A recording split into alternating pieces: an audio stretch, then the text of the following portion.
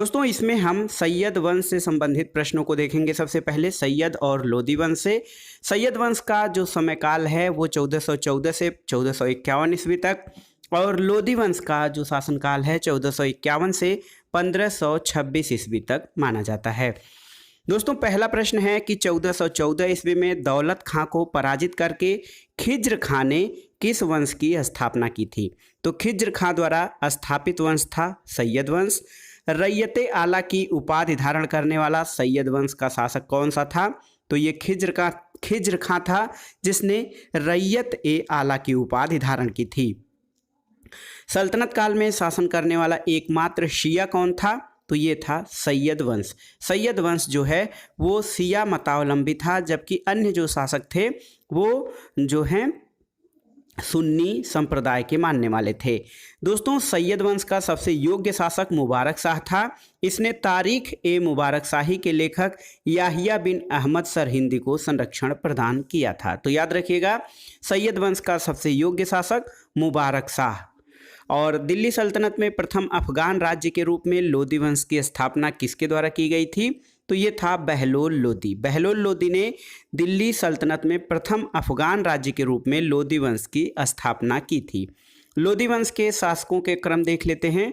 बहलोल लोदी, इसका जो शासनकाल रहा 1451 से 1489 ईस्वी तक।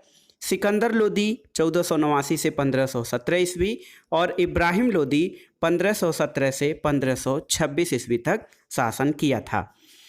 दोस्तों दिल्ली सल्तनत के सुल्तानों में से किसने सर्वाधिक समय तक शासन किया था? तो ये था बहलोल लोदी। इसने कुल 38 वर्ष तक दिल्ली पर शासन किया था। किस सुल्तान के बारे में अब्दुल्लाह ने अपनी पुस्तक तारीख ए दाऊदी में लिखा है कि जब वह अपने सरदारों के साथ मिलता था तो वह कभी सिंहासन पर नहीं बैठता था? ये बहलोल लोदी के बारे में कहा गया है कि बहलोल लोदी जब अपने सरदारों के साथ मिलता था तो सिंहासन पर नहीं बैठता था। किस सुल्तान ने आगरा नगर की स्थापना करके उसे अपनी राजधानी बनाया था?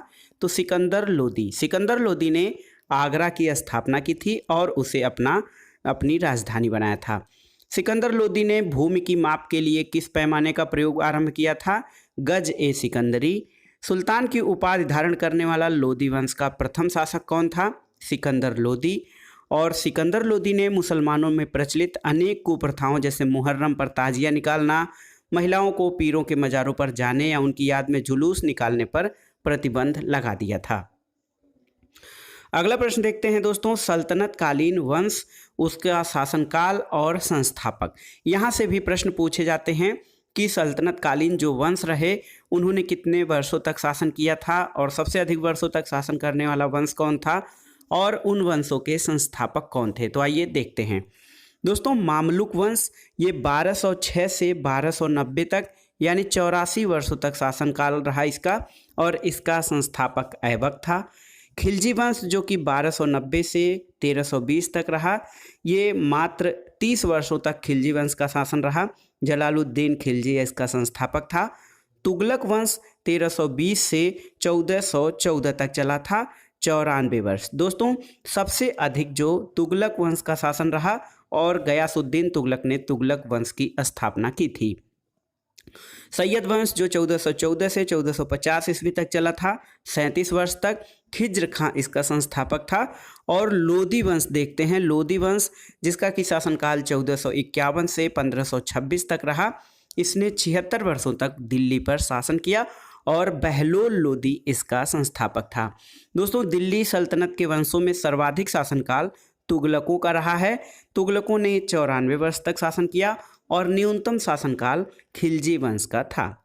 भारतीय संगीत पर प्रथम फारसी ग्रंथ लज्जत ए सिकंदर शाही की रचना किसके कार्य में की गई थी? तो ये सिकंदर लोदी के शासनकाल में की गई थी। सिकंदर लोदी किस नाम से कविताएं लिखा करता था? गुलरूखी। दोस्तों सिकंदर लोदी जो कि लोदी वंश का एक महान शासक था, वो गुलरूखी उपनाम से कविताएं लिखा करता था। लोदी वंश के साथ साथ दिल्ली सल्तनत का अंतिम सुल्तान कौन था? इब्राहिम लोदी। इब्राहिम लोदी दिल्ली सल्तनत का अंतिम सुल्तान था। वर्ष 1518 में लड़े गए खतौली के युद्ध में इब्राहिम लोदी को किसने पराजित किया था? महाराणा सांगा ने। पानीपत के प्रथम युद्ध में बाबर ने किसे पराजित किया था? इब्राहिम लोदी को, और किस सुल्तान की मृत्यु के बाद भारत में मुगल वंश की स्थापना हुई थी? तो दोस्तों इब्राहिम लोदी जो सुल्तान था उसकी मृत्यु के बाद भारत में मुगल वंश की स्थापना हुई थी। इब्राहिम लोदी दिल्ली सल्तनत का एकमात्र सुल्तान था जो रणभूमि में वीर गति को प्राप्त हुआ था। भारत में पोलो खेलने का प्रचलन किसके शासनकाल में हुआ? तो जो तुर्क थे, तुर्कों ने पोलो खेलने का प्रचलन किया था। सल्तनत काल में दस्तार बंदान किसे कहा जाता था? बहुत ही महत्वपूर्ण है, उलेमा जो होते थे उनको सल्तनत काल में दस्तार बंदान कहा जाता था। और किस भारतीय संगीत यंत्र में तबला और सितार यंत्र का प्रचलन किया था? तो किस भारतीय ने तबला और सितार का प्रचलन किया था? ये अमीर खुसरो थे। दोस्तों अमीर खुसरो एक महान भारतीय संगीतकार और साहित्यकार थे और इन्होंने तूतिया ये हिंद अपने आप को कहा है, यानी भारत का तोता अपने आप को कहा है, और इन्होंने तबला और सितार का प्रचलन किया था। हिंदी खड़ी बोली का जनक किसे माना जाता है? तो अमीर खुसरो को हिंदी खड़ी बोली का जनक माना जाता है। दोस्तों फिरोज शाह तुगलक ने लगभग 300 नगरों की स्थापना की थी। बहुत ही महत्वपूर्ण प्रश्न है। तुगलक वंश के शासक फिरोज शाह तुगलक ने लगभग 300 नगरों की स्थापना की थी, जिसमें से फतेहाबाद, हिसार, जौनपुर और फिरोजाबाद शामिल हैं। अगला अब आइए देखते हैं विजयनगर साम्राज्य से संबंधित महत्वपूर्ण प्रश्न। विजयनगर साम्राज्य की स्थापना कब और किसने की थी? 1336 ईस्वी में हरिहर और बुक्का ने विजयनगर साम्राज्य की स्थापना की थी। विजयनगर के किस शासक ने चीन के सम्राट के पास अपना राजदूत भेजा था? बुक्का प्रथम ने। और अभिलेखों में विजयनगर के किस शासक को पूर्वी, पश्चिमी और दक्षिणी सागरों का स्वामी कहा गया है? बुक्का प्रथम को। हरिहर ने विजयनगर हम्पी को अपनी द्वितीय राजधानी बनाया था और विजयनगर के ध्वंसावशेष आज भी हम्पी में विद्यमान हैं। विजयनगर का पहला शासक कौन था जिसने बहमनियों से गोवा को छीना था? हरिहर द्वितीय था। और प्रसिद्ध विजय विट्ठल मंदिर कहाँ स्थित है? ये हम्पी में स्थित है विजय विट्ठल मंदिर। विजयनगर के राजा कृष्णदेव राय ने गोलकुंडा का युद्ध किसके साथ किया था? कुली कुतुब शाह के साथ। और ये देखिए वंश हैं संस्थापक, समय और अंतिम शासक। देखिए ये दक्षिण भारत के प्रमुख वंश हैं। संगम वंश, संगम वंश की स्थापना हरिहर प्रथम ने किया था। इसका जो समय काल रहा है 1336 से 1356 ईस्वी तक, और विरूपाक्ष द्वितीय इसका अंतिम शासक था। सालू वंश, सालू नरसिंह इसका संस्थापक रहा। 1485 से 1505 ईस्वी इसका शासन रहा। इम्माडी नरसिंह इसका अंतिम शासक था। तुलु वंश, वीर नरसिंह संस्थापक थे और 1505 से 1570 ईस्वी तक शासन रहा। सदाशिव राय तुलु वंश के अंतिम शासक रहे। अरावुडी वंश, अराविडु वंश तिरुमल ने स्थापना की थी। 1570 के बाद इसका शासन रहा और रंग तृतीय इसका अंतिम शासक था। अगला प्रश्न है विजयनगर साम्राज्य की वित्तीय व्यवस्था की मुख्य विशेषता क्या थी? भू राजस्व था। और कृष्णदेव राय के दरबार में 8 तेलुगु कवियों को क्या कहा जाता था? तो 8 तेलुगु कवियों को कृष्णदेव राय के दरबार में जो रहते थे उनको अष्टदिग्गज कहा जाता था। तालीकोटा या राक्षसी तंगड़ी का युद्ध किस वर्ष हुआ था? 1565 ईस्वी में। वर्ष 1565 में तालीकोटा या राक्षसी तंगड़ी का युद्ध हुआ था। अगला प्रश्न देखते हैं दोस्तों विजयनगर साम्राज्य के प्रमुख राजवंश। तो यहाँ पर देखिए विजयनगर साम्राज्य के जो राजवंशों में आने वाले प्रमुख विदेशी यात्री कौन थे और कहाँ से आए थे, किस शासक के समय में आए थे? Niccolo Conti. दोस्तों निकोलो कोंटी इटली का निवासी था। ये देवराय प्रथम के शासनकाल में आया था और इसने विजयनगर शहर का वर्णन किया है। अब्दुल रज्जाक ये फारस का रहने वाला था। देवराय द्वितीय के शासनकाल में भारत आया था। इसने विजयनगर सचिवालय का वर्णन किया है। पायस एक पुर्तगाली यात्री था जो कृष्णदेव राय के समय में आया था।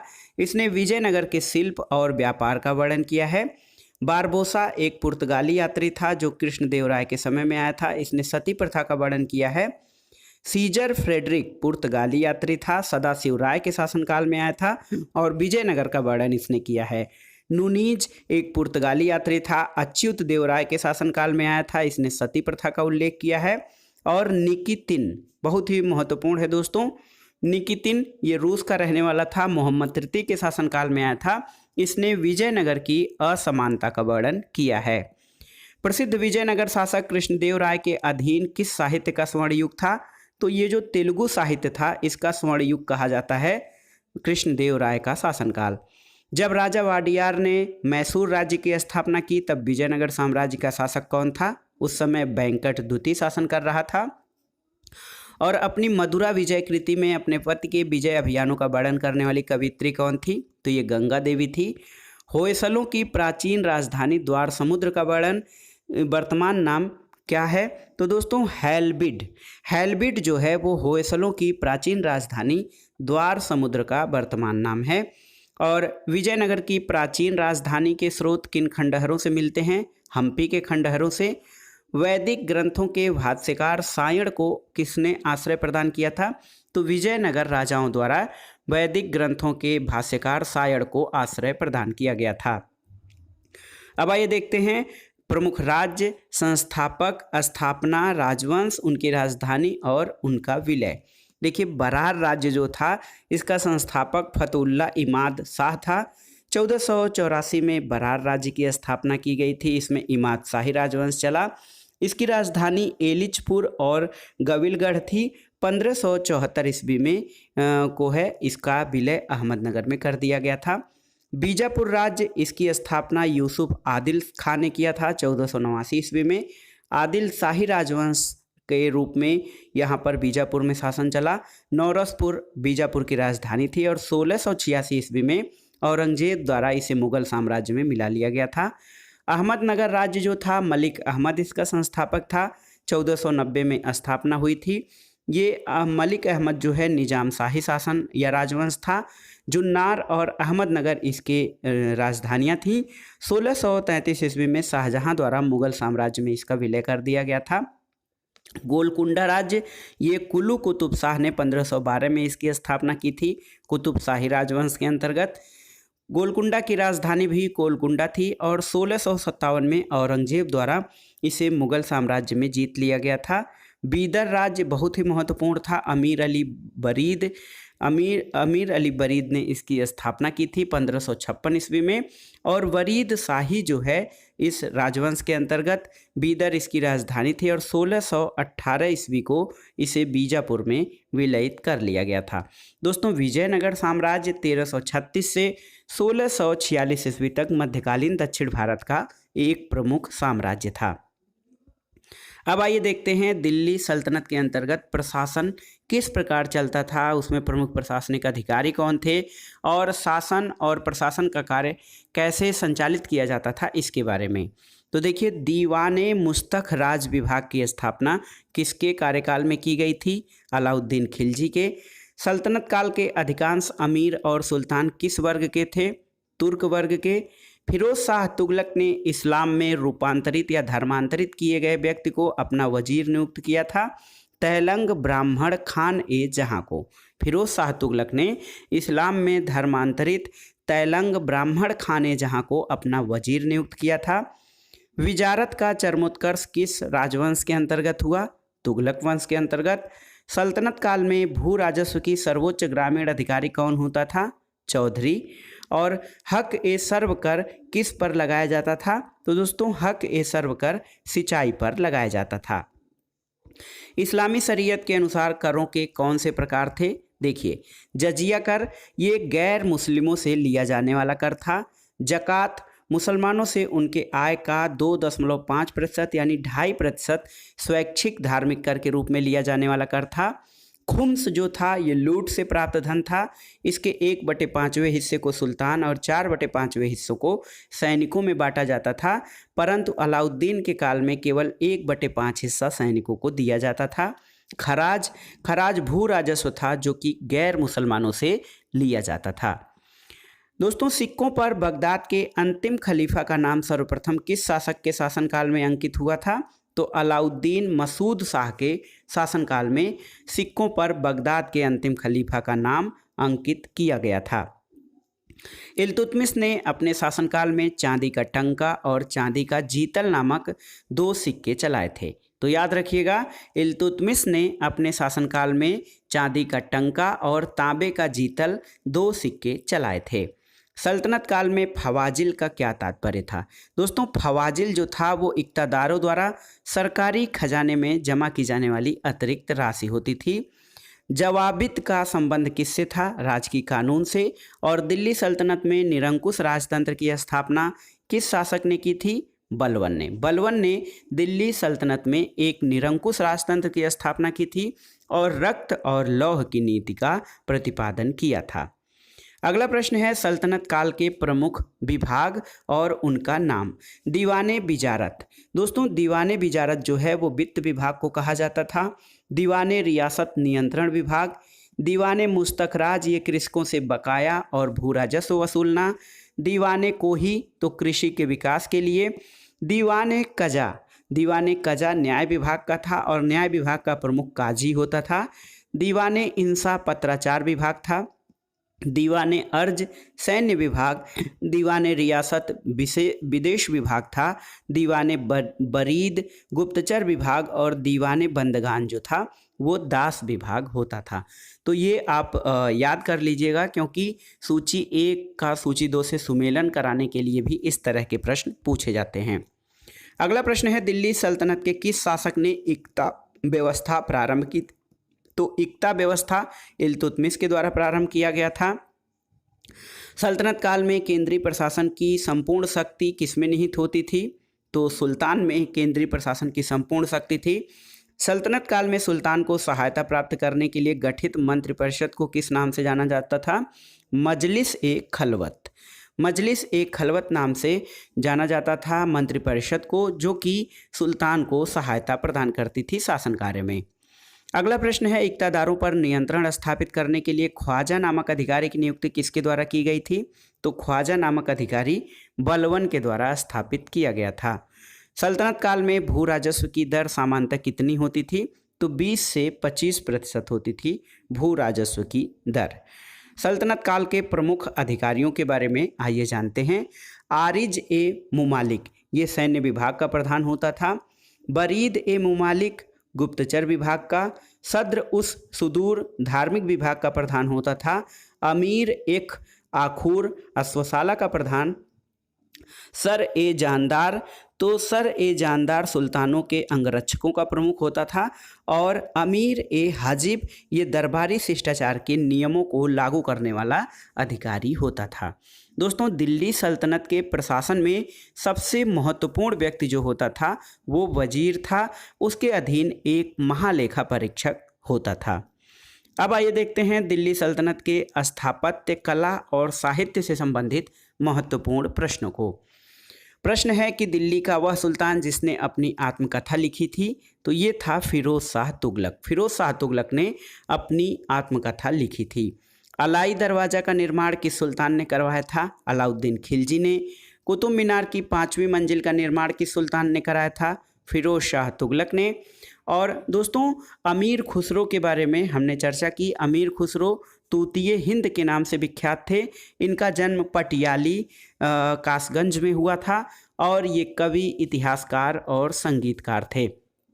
तो जान लीजिए, तूतिए हिंद यानी हिंद का तोता नाम से विख्यात अमीर खुसरो का जन्म पटियाली, वर्तमान में कासगंज जनपद में स्थित है, हुआ था और वे एक कवि, इतिहासकार और संगीतज्ञ थे। इन्होंने सितार और तबला का प्रारंभ किया था और हिंदी में सबसे पहले खड़ी बोली का प्रयोग इन्होंने किया था। भारत में कौन सा मकबरा सबसे पहले शुद्ध इस्लामी शैली में निर्मित हुआ था? बलबन का मकबरा। किताबुल हिंद के लेखक कौन थे? अलबरूनी। अमीर खुसरो ने किस भाषा के विकास में अग्रणी भूमिका निभाई थी? तो दोस्तों, खड़ी बोली के विकास में अमीर खुसरो ने अग्रणी भूमिका निभाई थी। यहाँ पर देखिए सल्तनत काल के महत्वपूर्ण निर्माण कार्य, जबकि हम स्थापत्य कला और साहित्य देख रहे हैं सल्तनत काल में, तो सबसे पहले देखते हैं सल्तनत काल के महत्वपूर्ण इमारतें और निर्माण कार्य। कुतुब मीनार को कुतुबुद्दीन ऐबक ने बनवाया था। कुवत्तिल मस्जिद का निर्माण कुतुबुद्दीन ऐबक ने। 2.5 दिन का झोपड़ा कुतुबुद्दीन ऐबक। सुल्तानगढ़ी का मकबरा दोस्तों इल्तुतमिश इसने इसका निर्माण करवाया था। इल्तुतमिश का मकबरा इल्तुतमिश ने बनवाया था। और हौज-ए-शमसी और शमसी ईदगाह इल्तुतमिश इसका निर्माता रहा है। बलबन का मकबरा बलबन ने बनवाया था। सीरी का किला, हौज ए अलाई, जमात खाना मस्जिद, हजार सितून, अलाई दरवाज़ा, ये सभी अलाउद्दीन खिलजी द्वारा निर्माण कराए गए थे। याद रखिएगा, सीरी का किला, हौज ए अलाई, जमात खाना मस्जिद और हजार सितून। अलाई दरवाज़ा अलाउद्दीन खिलजी द्वारा, ऊखा मस्जिद मुबारक शाह खिलजी द्वारा, तुगलकाबाद का किला गयासुद्दीन तुगलक द्वारा और गयासुद्दीन तुगलक का मकबरा मोहम्मद बिन तुगलक द्वारा बनवाया गया था। ग्रंथ देखिए, दिल्ली सल्तनत में जो ग्रंथ हैं और उनके लेखक बहुत ही महत्वपूर्ण है। यहाँ से आपको मिलान के लिए भी और सीधे सीधे प्रश्न भी पूछे जाते हैं। संगीत राज ग्रंथ के लेखक राणा कुंभा थे। रागमाला पुंडरीक विट्ठल। ताजुल मासिर, याद रखिएगा, ताजुल मासिर हसन निजामी की रचना है। तारीख़े दिल्ली खुसरो ने इसकी रचना की थी। तारीख़े मोहम्मदी मोहम्मद बिहमद खान। तारीख़े हिंद अलबरूनी और तारीख़े मुबारक शाही याहिया बिन अहमद सरहिंदी ने इसकी रचना की थी। फतवा ए जहादरी जियाउद्दीन बरनी। खजाइन उल फुतूह अमीर खुसरो ने और तारीख़े फिरोज शाही शम्स ए सिराज अफीक ने लिखा है। तुगलकनामा की रचना अमीर खुसरो ने की थी। फुतुहात ए फिरोज शाह तुगलक की रचना है और या तारीख़ ए यामीनी उतबी ने लिखा है। तबकात ए नासरी मिनहाज उस सिराज की रचना है और रेहला दोस्तों मोरक्को निवासी इब्न बतूता ने लिखा है। किस पुस्तक में एक आदर्श मुसलमान शासक के गुणों का उल्लेख किया गया है?